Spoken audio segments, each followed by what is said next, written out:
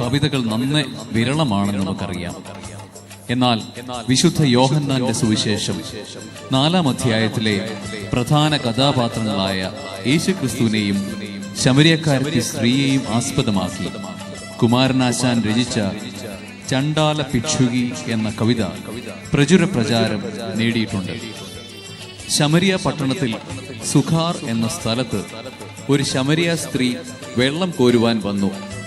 വഴി നടന്ന് ക്ഷീണിച്ച യേശു ക്ഷീണം അകറ്റുവാനായി ആ സ്ത്രീയോട് ദാഹജലം ചോദിച്ചു. താൻ അധകൃതയായ സ്ത്രീയാണെന്നും തൻ്റെ കയ്യിൽ നിന്നും വെള്ളം കുടിക്കുന്നത് തെറ്റല്ലേ എന്നും ആ സ്ത്രീ യേശുവിനോട് ചോദിക്കുന്നു. എന്നാൽ സമത്വത്തിന്റെ സന്ദേശം ക്രിസ്തുദേവൻ ഇവിടെ പകരുന്നതാണ് ഈ സംഗീത ശില്പത്തിന്റെ ഇതിവൃത്തം. നമുക്ക് ശ്രദ്ധിക്കാം. യേശു ശമരിയ സ്ത്രീയും. നട്ടുച്ച നേരത്ത് കിണറിന്റെ തീരത്ത് വെള്ളത്തിനായി ഞാൻ കാത്തിരിപ്പു. നാരി ഒരു പാത്രം ദാഹജലം നീ എനിക്കു നൽകൂ.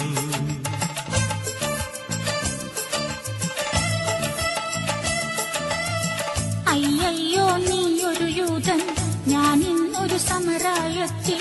ഞാൻ കോരിയ വെള്ളം തൊട്ടാൽ തീണ്ടലില്ലേ, ഞാൻ കോരിയ വെള്ളം തൊട്ടാൽ തീണ്ടലില്ലേ. അറിയുന്നില്ലേതും നീ എന്നോട് നീ ചോദിച്ച ജീവന്റെ ജലം കോരിത്തരുമല്ലോ ഞാൻ. അറിയുന്നില്ലേതും നീ എന്നോട് നീ ചോദിച്ച ജീവന്റെ ജലം കോരിത്തരുമല്ലോ ഞാൻ. ജീവന്റെ ജലം കോരിത്തരുമല്ലോ ഞാൻ.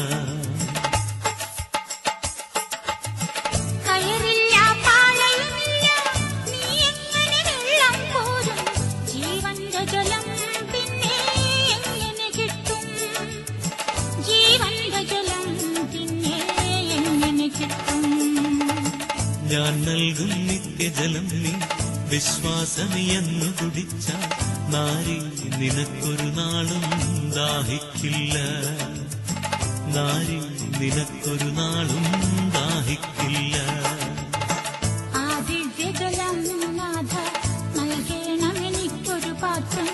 വീണ്ടും ഞാൻ വെള്ളം കോരാൻ പോരേണ്ടല്ലോ, വീണ്ടും ഞാൻ വെള്ളം കോരാൻ പോരേണ്ടല്ലോ. മഹിളെ നീ വീട്ടിൽ പോയി നിൻ കണവനെയും കൊണ്ടുവരൂ. അപ്പോൾ ഞാൻ കോരി വിളമ്പാം ജീവന്റെ ജലം.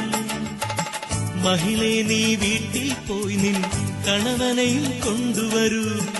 അപ്പോൾ ഞാൻ കോരി വിളമ്പാം ജീവന്റെ ജലം. അപ്പോൾ ഞാൻ കോരി വിളമ്പാം ജീവന്റെ ജലം.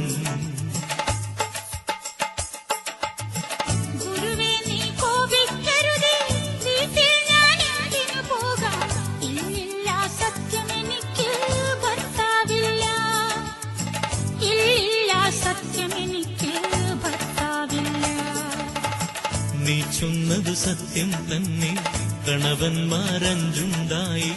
ഇപ്പോഴുള്ളവനോ നിന്റെ ഭർത്താവല്ല. ഇപ്പോഴുള്ളവനോ നിന്റെ ഭർത്താവല്ല. നിന്നിതമെൻ ജീവചരിത്രം നീ എങ്ങനെ സർവമറിഞ്ഞു.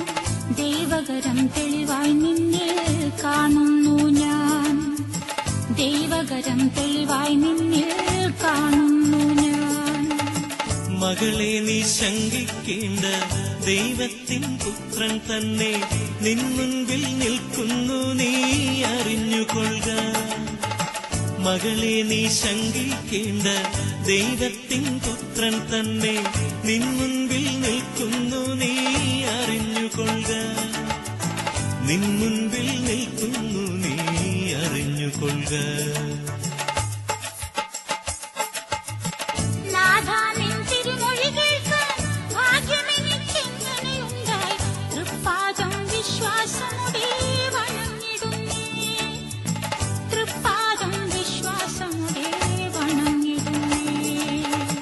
നട്ടുച്ച നേരത്ത് കിണറിന്റെ തീരത്ത് വെള്ളത്തിനായി ഞാൻ കാത്തിരിപ്പു നാരി ഒരു പാത്രം ദാഹജലം നീ എനിക്ക്